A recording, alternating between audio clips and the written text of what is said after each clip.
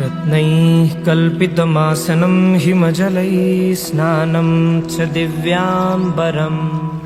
নমস্কার, আমি দেবস্মিতা শাস্ত্রী। আমি আজকে একটি বিশেষ ভিডিও নিয়ে এসেছি যে শ্রাবণ মাসে শিবের পুজো। এই শ্রাবণ মাস হচ্ছে শিবের মাস। তো শ্রাবণ মাসে শিবের পুজো করলে কিভাবে পুজো করলে কি কি ফল লাভ হয় সেই নিয়ে আজকের বিশেষ ভিডিও।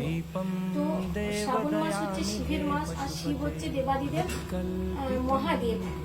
আমাদের জীবনে যত দুঃখ, দারিদ্র, যন্ত্রণা, কষ্ট, আমাদের মৃত্যু ভয়, যা কিছু সমস্ত কিছু যিনি অনায়াসে দূর করতে পারেন তিনি হলেন আমাদের মহাদেব, দেবাদিদেব।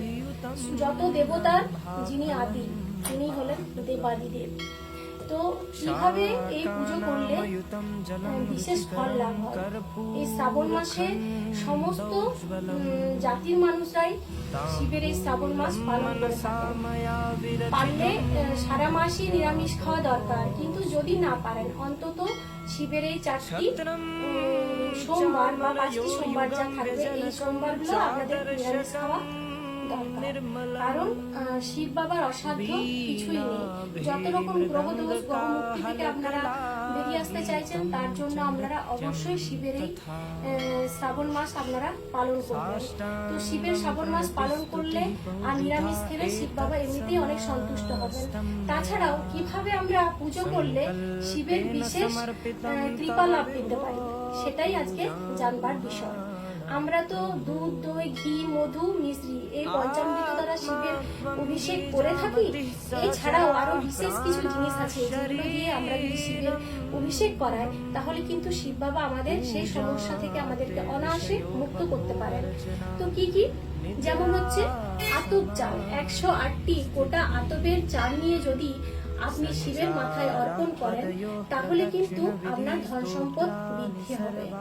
108টি যদি গম আপনি শিবের মাথায় অর্পণ করতে পারেন তাহলে আপনার সন্তান, যারা সন্তান লাভে বাধা পাচ্ছেন তাদের সন্তান প্রাপ্তি হবে।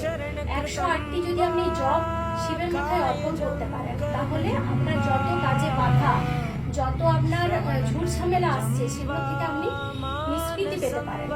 108টি যদি কালো তিল আপনি শিবের মাথায় অর্পণ করতে পারেন তাহলে কিন্তু আপনার শত্রুতা নাশ হবে, আপনার শত্রু আপনার কাছে পরাজিত হয়ে যাবে।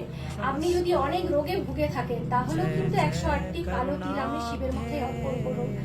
আপনার যদি অনেক বাড়িতে নেগেটিভ এনার্জি থেকে থাকে তাও 108টি আপনি কালো তিল অর্পণ করে দেখুন, আপনার সমস্ত বাধা, আপনার যেগুলো সমস্যা আসছে সেগুলো কেটে যাবে। এছাড়া যাদের পড়াশোনায় একেবারে মনোযোগ নেই, পড়াশোনা করতেই চাইছে না বা কোনো জিনিস মনে রাখতে পারছে না, তো তারা 108টি গোটা মুগ দিয়ে, সবুজ যে গোটা মুগ সেটা দিয়ে শিবের মাথায় অর্পণ করুন। দেখুন পড়াশোনায় মনোযোগ বৃদ্ধি পাবে, ব্রেন, বুদ্ধি সব তাদের ঠিক হয়ে যাবে এবং তারা ভালো রেজাল্ট করতে পারবে। নমস্কার। नानारत्नविभूषितं मृगमदा मोदाङ्कितं चन्दनम्।